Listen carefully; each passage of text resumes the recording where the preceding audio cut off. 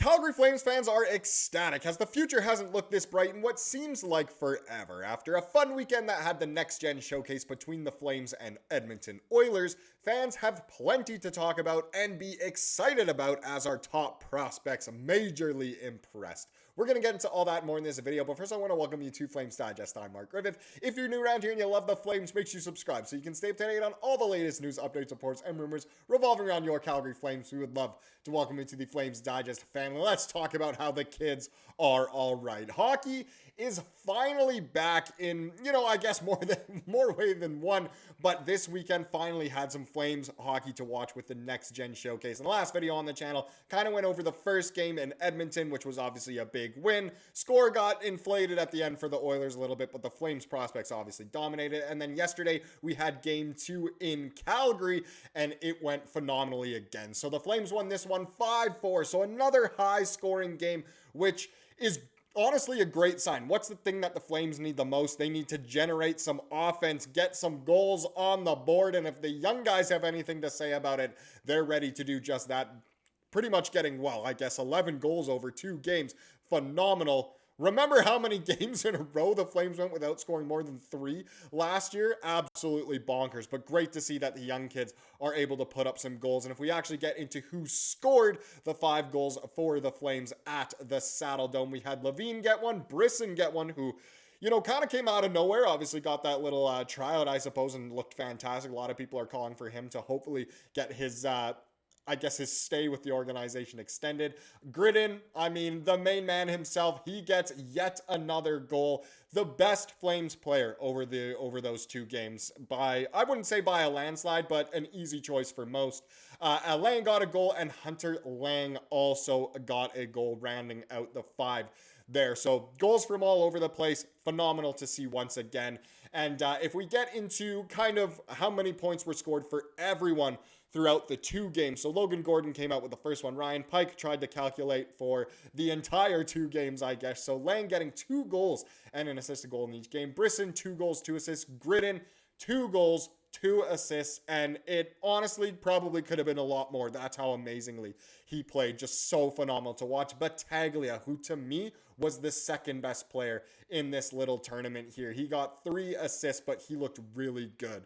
Suniev, a goal and 3 assists. He also looked phenomenal at times. So flashy. Obviously getting tied for the most points and 4 points there, but he was just amazing once again. And he's a guy who Flames fans are really, really excited about, and the future does look very bright with him. He came in for that last game of the season last year, so he has a slight little bit of NHL experience, and fans want him to get a lot more, which he definitely deserves. Sammy Honzek, a goal and an assist. Flames fans continue to be excited about him. Some still think maybe he's never going to be the player that we hoped he would be, and that's just what happens with a lot of prospects sometimes, but he still has a lot of potential. He played great. Only getting the 2 points, he still played great. Carter King, the Calgary Kid, wow, that's an alliteration. He got 2 assists. Phillips, an assist. Bell, a goal and an assist. Anyone who watches the Wranglers obviously familiar with him. Skvortsov got an assist. Levine got a goal. McCann an assist. Mack 2 assists. Alain a goal, and Celia an assist. So really spreading the wealth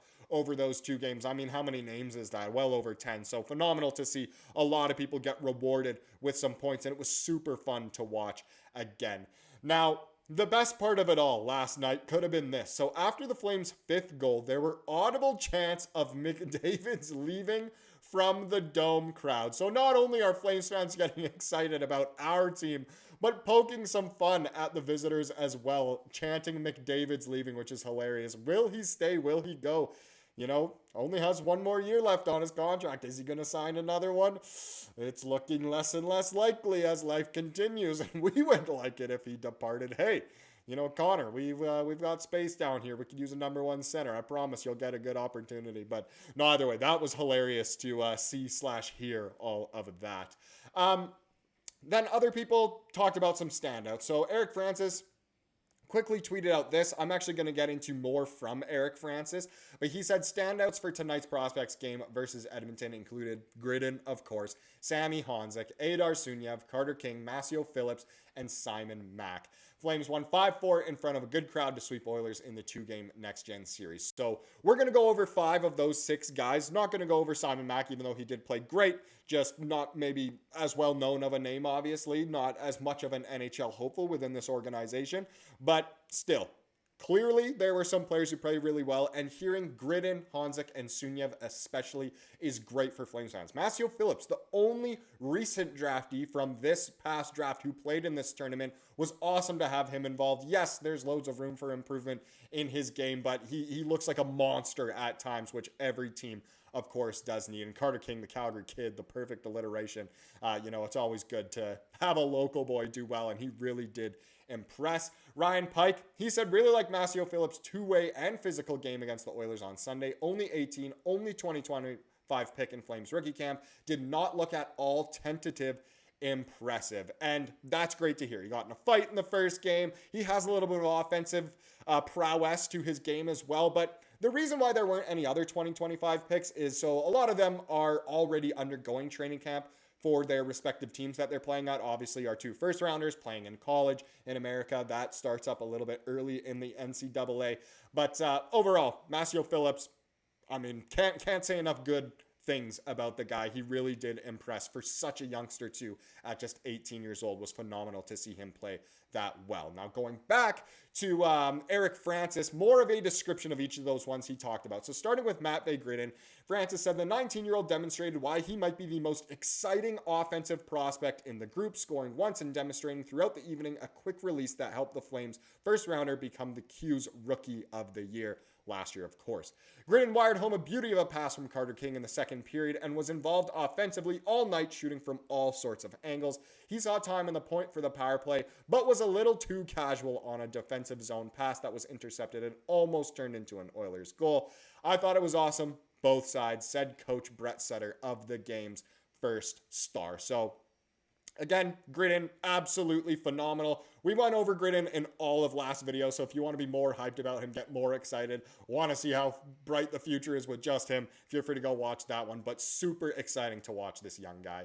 Now Sunyev, who, again, so phenomenal. So 2 assists, several shot attempts, and plenty of time with the puck for the 20-year-old third rounder who also shares a penchant for shooting aplenty.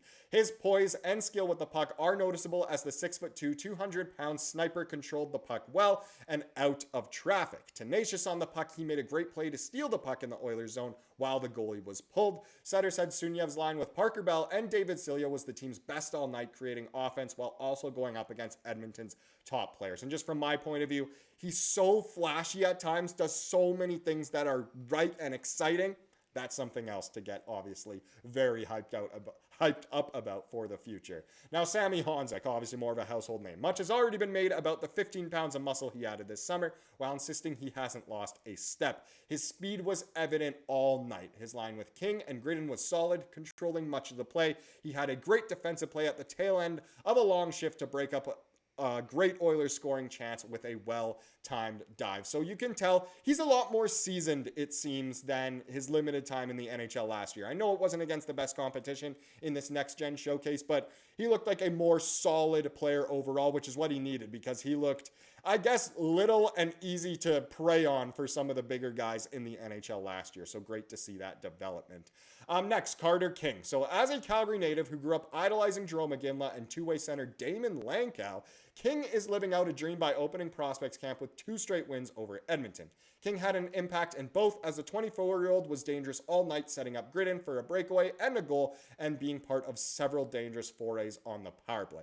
I thought he controlled the pace of play and how he wanted to play, said Sutter about the game's second star, who joined the Wranglers late last season after 5 years at the University of Denver. From when he came up last year to the first game and this game, there's a noticeable difference. It's clear he's buying in, and that's what you want to see. So another guy developing very well, and he, again, looked really, really good, which is awesome from a Calgarian. The last one, Masio Phillips. We've talked about him a little bit, but the 6'6", 228-pound defenseman used his body effectively throughout the game, drawing a huge applause when he leveled top Oilers prospect Matt Lavoie.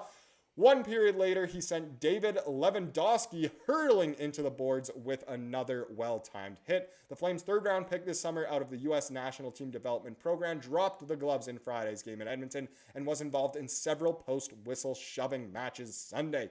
He killed penalties and also made a real heads-up play late in the second when he recognized his team was in the midst of a bad line change and stayed on the ice to intercept an Oilers pass up the ice. So it's not always about the offense. And Phillips honestly looked phenomenal defensively, looked like the monster with that frame that we want him to be phenomenal. With more development, he could very well end up being an everyday NHLer. Fingers crossed, it's obviously with the Flames, of course. Now let's get into the comment of the day to wrap up this video, as we love to do here on the channel. And look, we know the future is bright. We have a lot to be excited about, and we also have this comment from last video that is also exciting. So this user says, Gridden is the next McDavid. Remember my comment. Well, I'm here to say Gridden's better than McDavid already, but we'll just have to wait and see. Of course, he's going to break records, all that. No, it's exciting to have someone this, I guess, excited to be about. Do a tally of how many times I said excited or exciting in this video. Must be at least 20 by now. But either way, Gridden looks special, and let's hope he continues to develop into the forward we desperately need him to be. Thank you so much for watching this video. Please subscribe like you saw here today, and have a wonderful rest of your day.